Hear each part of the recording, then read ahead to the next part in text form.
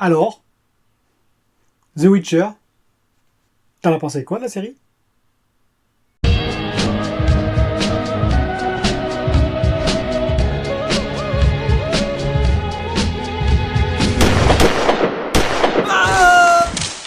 Bonjour les amis, eh bien aujourd'hui nous allons parler de la série que j'attendais avec impatience et je n'étais sans doute pas le seul, j'ai parlé de The Witcher.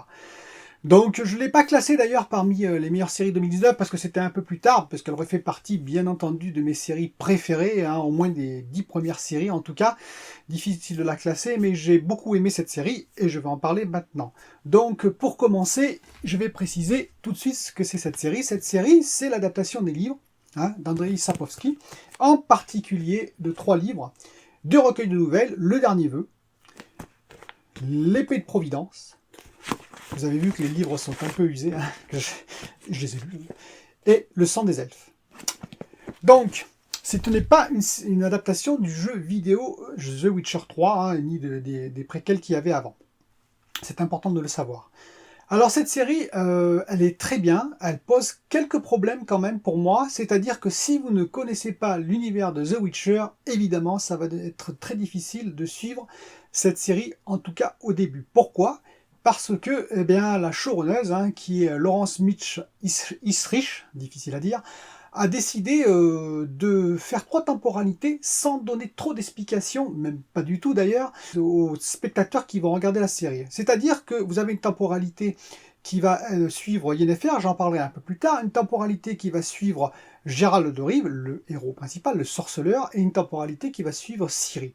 Gérald de Rive qui va vivre des aventures que l'on peut retrouver dans Le Dernier Vœu ou L'Épée de Providence, hein, c'est des nouvelles. On va suivre bien entendu Yennefer la magicienne, et effectivement son évolution, comment elle est devenue cette magicienne si puissante.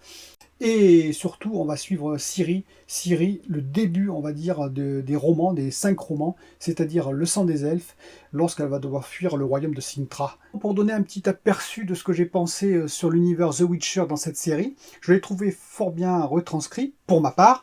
Bien entendu, il y a des écarts avec le livre, bien entendu, il y a quelques facilités scénaristiques, c'est évident, mais dans l'ensemble, c'est plutôt cohérent et ça se tient. Comme je l'ai expliqué, 3 temporalités différentes, donc un peu difficile à suivre pour les novices, mais pour ceux qui connaissent comme moi les livres et l'univers, c'était clair, net et limpide, je dirais. J'ai trouvé que Henry Cavill jouait parfaitement le personnage de Gérald de Rive, il le tenait, il voulait ce rôle et ça se voit. Il est impliqué dans ce rôle, et moi j'ai trouvé personnellement que c'était un bon sorceleur. Sans oublier aussi Jaskier, hein. Jaskier est bien présent, hein, lui qui est si important dans le roman, dans les romans et aussi dans le jeu. Il est présent, je l'ai trouvé bien campé, amusant, donc un petit peu comme je pouvais l'imaginer, donc un bon point aussi. La palme revient pour moi à Yennefer, hein, qui est jouée par Anya Charlotra. Et j'ai trouvé qu'elle était excellente. Alors j'ai vu des critiques sur Cult and Click et j'ai du mal à comprendre. Vous expliquez que dans le livre, elle était bien plus, je dirais, profonde, bien plus inspirée que dans cette série. Ben, je ne suis pas du tout d'accord.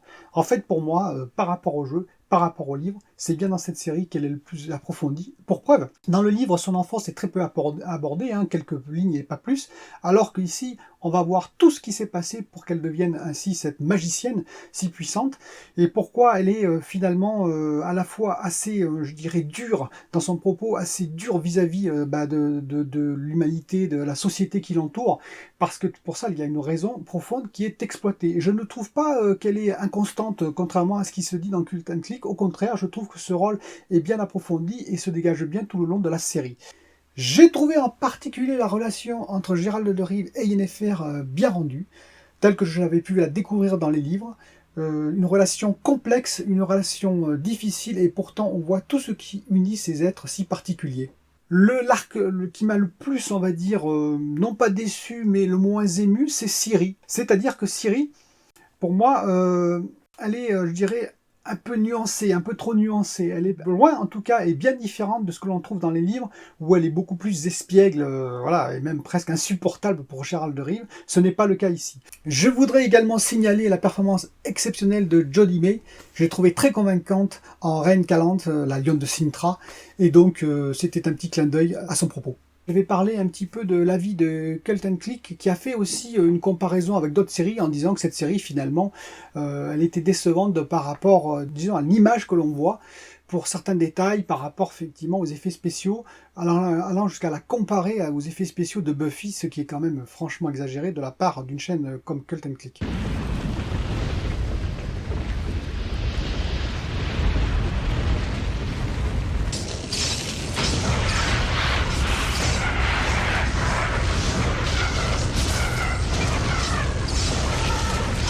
Donc il faut bien comprendre qu'effectivement, quand vous avez un budget, il faut l'attribuer, et ce n'est pas si facile que ça. Je trouve que Witcher s'en sort plutôt bien. Bien entendu, il y a, comme je vous ai déjà dit, il y a des effets cheap, mais dans l'ensemble, ça se tient, c'est correct.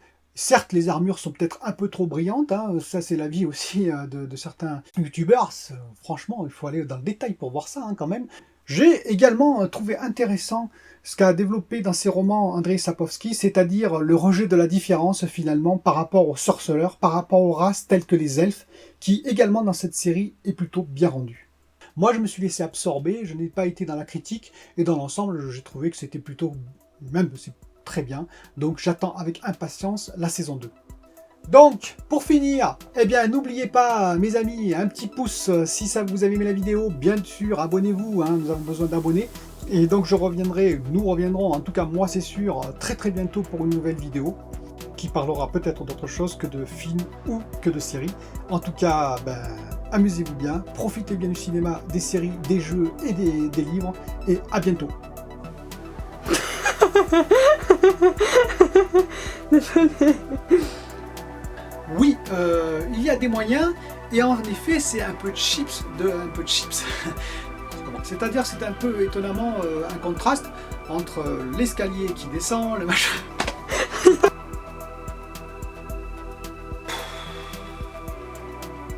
Signaler la performance exceptionnelle de Jolie May, la reine de Sintra, hein, qui...